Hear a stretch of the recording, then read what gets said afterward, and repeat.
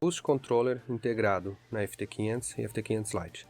Vamos falar um pouco agora da atualização que foi disponibilizada pela Fueltech a partir do FT Manager 2.20 e incorpora todas as funcionalidades de controle de pressão de turbo para carros de rua, de arrancada, de circuito, com ou sem CO2 da sua própria FT500 ou FT500 Lite. Bom, primeiro, seguindo as instruções de instalação, é necessário colocar um sensor de pressão de wastegate, ou seja, que vai estar conectado ao topo da wastegate diretamente sem nenhuma conexão ou dividindo a linha de CO2, que vai medir a pressão que tem de CO2 ou de ar comprimido do próprio motor na parte superior da sua wastegate. Esse sensor ele precisa ser configurado como pressão da wastegate e, em geral, se utiliza um PS10B, que é o sensor padrão. Caso utilize um outro sensor, pode configurar ou modificar como customizado aqui, que vai poder ser aceito. Também é necessário configurar duas saídas na sua FT500. Em geral, se utilizam as saídas amarelas. Para uma saída vai ser o solenoide de incremento e a outra o solenoide de alívio. Lembrando que é possível utilizar bicos injetores ou solenoides do próprio Boost e até mesmo uma válvula de 3 vias, em caso de não utilização do CO2. Nesse caso, da válvula de 3 vias, só utiliza somente uma saída. Você pode configurar somente uma saída como a válvula. Uma vez configurado esse sistema, a configuração dele é a seguinte. Você vai vir na tela, na configuração, no menu de Boost Controller, que está localizado dentro das outras funções. E aqui, primeiramente, você vai optar pela forma de controle.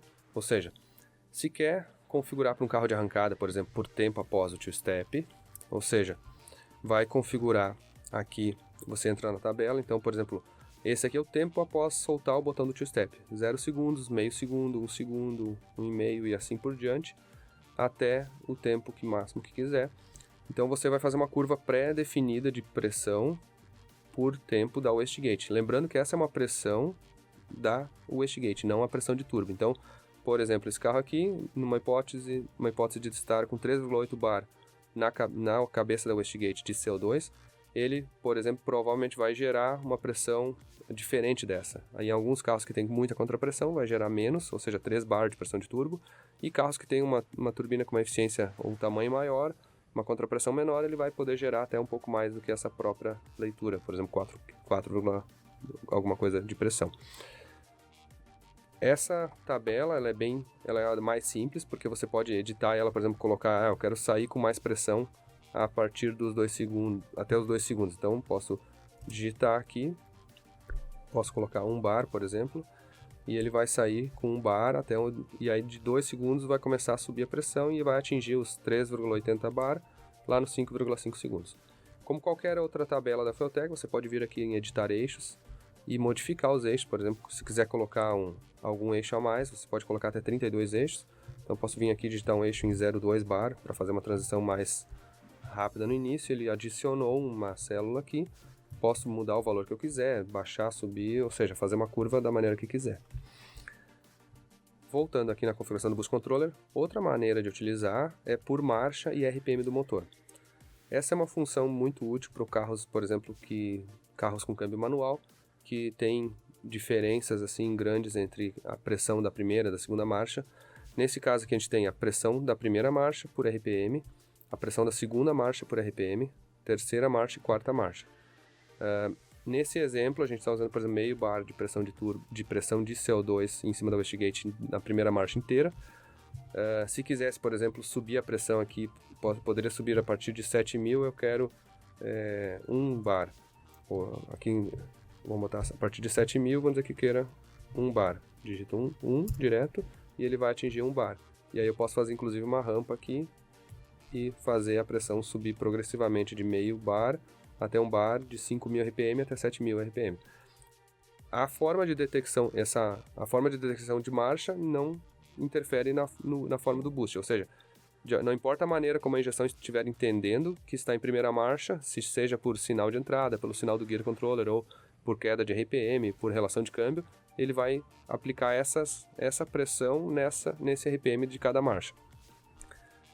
Ela é útil, por exemplo, um turbo B que deseja, às vezes quando troca a primeira para a segunda e a segunda marcha cai numa rotação muito baixa, poderia botar, por exemplo, um overboost aqui, 2 bar, com menos RPM, e assim que o RPM subir, ele já volta para a pressão mais baixa.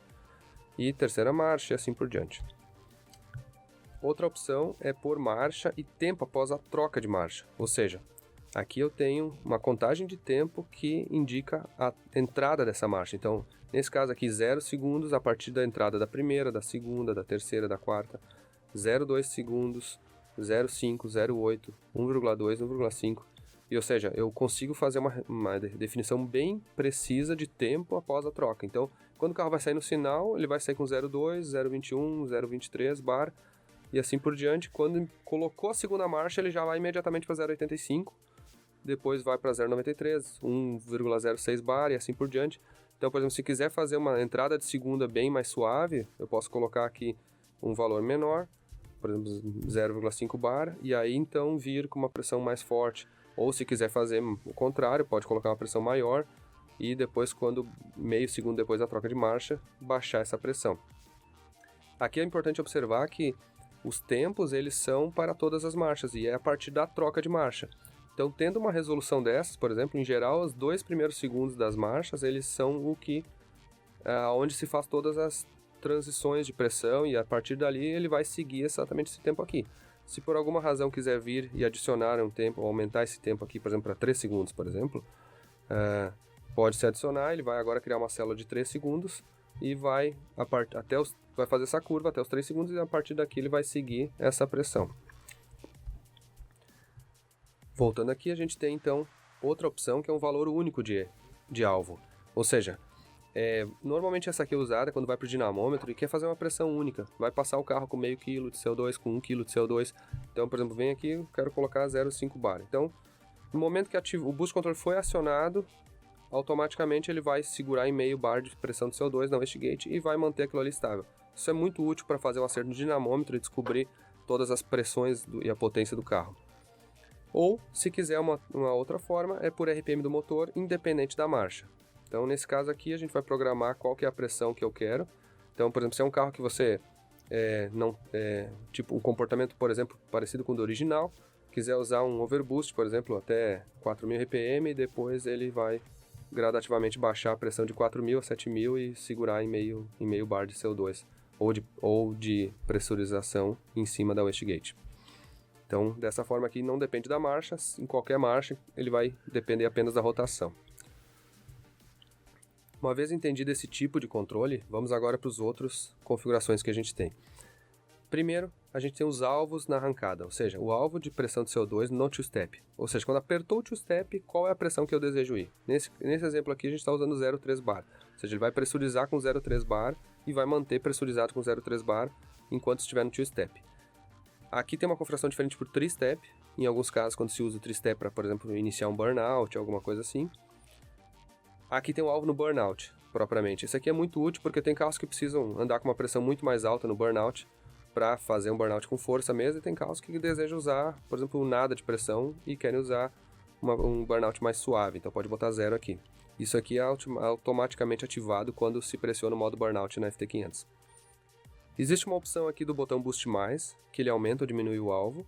Então, por exemplo, é possível colocar um botão no painel do carro que o piloto pode pressionar para adicionar, nesse exemplo aqui, mais meio bar de pressão ao alvo que já estava programado.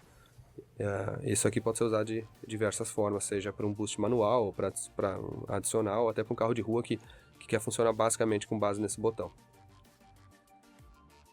Aqui a gente tem um nível de reação do controle, que é um número que vai de 0 a 15, e esse nível ele vai fazer com que o controle fique mais agressivo ou menos agressivo, com o objetivo de ficar o mais estável possível em qualquer ajuste. Ou seja, se você está testando o boost controller e por alguma razão ele não está atingindo o alvo, ou está passando, ou está um pouco instável, pode mexer nisso aqui para ele ficar mais agressivo, que seria o nível 15, porém ele pode ficar um pouco instável, ou menos agressivo, que vai ficar mais suave, o nível 0, por exemplo. Normalmente o nível 7 ele atende a maioria dos casos e não é necessário trocar isso aí.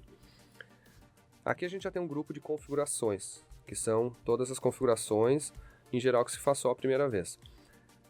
Primeiro se diz a origem de pressão, ou seja, eu estou informando se eu utilizo um cilindro de CO2 com CO2 comprimido ou se eu utilizo a pressão do coletor de admissão sem CO2. Depois eu posso informar aqui se eu utilizo duas válvulas de duas vias, ou seja, que é compatível com CO2, ou se eu utilizo uma válvula de 3 vias que não é compatível com CO2, ou seja, então só me permite configurar com uma válvula de 3 vias, que é como uma válvula N75, por exemplo, nesse caso. Mas aqui vamos usar o exemplo de duas válvulas de duas vias, que seriam, por exemplo, aqui eu tenho que indicar a pressão do meu cilindro de CO2, é uma pressão informada para que o controle fique mais preciso, então observe qual que é a pressão no regulador e digite ela aqui. É importante lembrar que não é quanto mais pressão que se tem no regulador, melhor.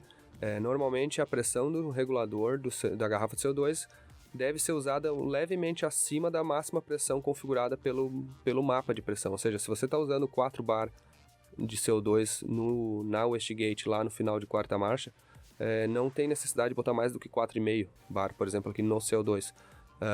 Por outro lado, se estiver usando lá 5, 6 bar de pressão no mapa do boost, vai precisar utilizar 6,5, por exemplo, pelo menos na garrafa de CO2 para que ele tenha pressão suficiente para alimentar aquela pressão desejada. Então a gente sempre recomenda ficar pelo menos de meio quilo a 1 quilo acima da pressão efetivamente utilizada no mapa. Uma outra questão importante aqui é se aqui você vai configurar o tipo de válvula que você está usando. Então a gente tem as opções de usar bicos injetores, que são os mesmos bicos injetores de combustível, só que agora colocados para controlar o ar comprimido. Então a própria Fueltech e alguns outros parceiros nossos disponibilizam os blocos de bico para a área Boost Controller, que são, na verdade, um bloco que coloca um bico, digamos, contra o outro e faz com que um bico funcione como solenoide de incremento e outro bico como solenoide de alívio. O bico injetor é, com certeza, a forma mais precisa de se controlar um Boost Controller integrado à Fueltech. E aí aqui você indica se é um bico de alta vazão, a gente considera um de alta vazão que é maior de 80 libra-hora e um de baixa vazão que é o menor de 80 libra-hora. Pode-se também usar um bloco de duas válvulas FT, que é um bloco que tem duas válvulas MAC, que normalmente são válvulas bem rápidas e também fazem um controle bem preciso, ou se utiliza a própria válvula Boost Controller 2, que já existia, por exemplo, no carro, ou que já tinha utilizando anteriormente com o Boost Controller 2. Uma vez feita essa configuração, tem alguns critérios aqui para ativar o controle de TPS, ativar o controle de boost com TPS acima de, por exemplo, 50%. Significa que só vai ativar o boost controle quando tiver um pedal acima de 50%. Essa é uma configuração útil utilizada quando se quer, no momento que tira o pé, já desliga o CO2 e para de jogar, de certa maneira, ou desperdiçar CO2 ou ficar pulsando solenoides. Especialmente para um carro até de rua, um carro de arrancada que quando tirou o pé, já desliga isso aí. É uma configuração bem interessante. E também se pode fazer uma configuração adicional que ele bloqueia, desativa o Boost Controller se não tiver uma pressão de 0,10, por exemplo, de MAP, ou a pressão que se desejar. Ou seja, ele vai ter que gerar uma pressão de turbo automaticamente pela mola ou pela wastegate para então começar a atingir o Boost Controller. Essa é também uma forma diferente de desativar o Boost Controller quando ele não é desejado. Aqui a gente tem uma configuração de pressão máxima de MAP, ou seja, eu vou configurar qual que é a pressão que eu vou estar utilizando, que eu desejo máxima de segurança de turbo. Ou seja, aqui é uma pressão de turbo mesmo. Ela não é uma função de para regular a pressão de turbo, mas ela funciona muito bem como um limitador. E eu posso configurar ela uma pressão máxima absoluta, ou seja, nesse exemplo aqui eu não quero que passe de 3,6 bar de pressão de turbo, e eu posso configurar, isso aqui é geral e aqui é só no two-step, então eu posso limitar meu two-step também. Se por qualquer razão a pressão de turbo no two-step quiser passar de 1,3 bar, ele vai regular e segurar nessa pressão. Deixa eu mostrar para vocês aqui um exemplo de um logger que mostra bem essa informação aí. Vocês observar aqui, essa é uma largada de um carro, e aqui a gente tem, em rosa, eu tenho o alvo da pressão de turbo. Observem que aqui a pressão alvo foi programada por marcha e tal, e observem que na quarta marcha a pressão alvo foi várias vezes para o zero, justamente porque, se vocês observar aqui a pressão de turbo, ela quis passar dos 3,59, 3,60, toda vez que quisesse passar do 3,6, ele manda o alvo para zero, E aí, olha o que acontece com a pressão da wastegate. Olha só, aqui ele já joga imediatamente. Aqui estava em 3,61 bar, o alvo da pressão de turbo, ou seja, o alvo da pressão da wastegate foi para 0 e a pressão de wastegate começou a baixar. E aí a pressão de turbo ficou limitada aos 3,6 bar. Quando a pressão de turbo aqui voltou a um valor inferior, ó, no caso 3,60, ele já imediatamente voltou o alvo para 2,7 bar e a pressão de CO2 começou a subir de novo. Então essa é uma função muito útil para evitar que o motor vá com uma pressão de turbo acima da que o motor pode comportar, ou que se o preparador deseja para esse caso. Voltando aqui às configurações, a gente tem uma opção de saída proporcional, ou seja, eu posso fazer, especialmente para um carro de rua, que a pressão de alvo seja dosada de 10% até 90% proporcional ao TPS. Então, na verdade, eu consigo fazer um carro de circuito, um carro de rua especialmente, que em meio pé ele consiga ter, por exemplo, metade da pressão programada nas curvas e nas formas de pressão aqui. Então ele fica um carro muito progressivo e muito dosável e que diminui a potência no meio pé de uma forma mais inteligente do que simplesmente, digamos que negar a pressão vindo da turbina. Normalmente se deixa desabilitada essa saída proporcional para o carro de arrancada e ela fica somente pelos outros critérios. E aqui tem um atraso na desativação, ou seja, de 3 segundos, ou seja, no momento que passou, diminuiu do TPS 50%, ou se numa troca de marcha, ou baixou a pressão de turbo disso, ele vai desligar o CO2 3 segundos depois de terem desativado essas condições. Isso é para evitar que numa troca de marcha rápida, onde é que, por exemplo, o piloto pode tirar o pé, que ele fique desligando e ligando o controle de boost novamente. Então só 3 segundos depois ele vai desativar. Aqui a gente tem um modo de acionamento das saídas, ou seja, se eu quero que ative em 12 ou se ative em 0. Se estiver usando as saídas amarelas, eu posso ativar em 12 volts, ou seja, eu vou botar um terra no outro lado do solenoide e o amarelo vai mandar um 12 volts para acionar o solenoide. Essa é uma forma de instalação mais seguras, inclusive, porque não precisa mandar um 12 no solenoide e nem no bico injetor, só manda um terra no outro lado e ele ativa por 12 volts. E aqui é o modo de ativação do botão Boost+, ou seja, se eu tiver esse botão configurado, eu seleciono se eu quero que ele ative em 0 ou ative em 12 para ativar a função.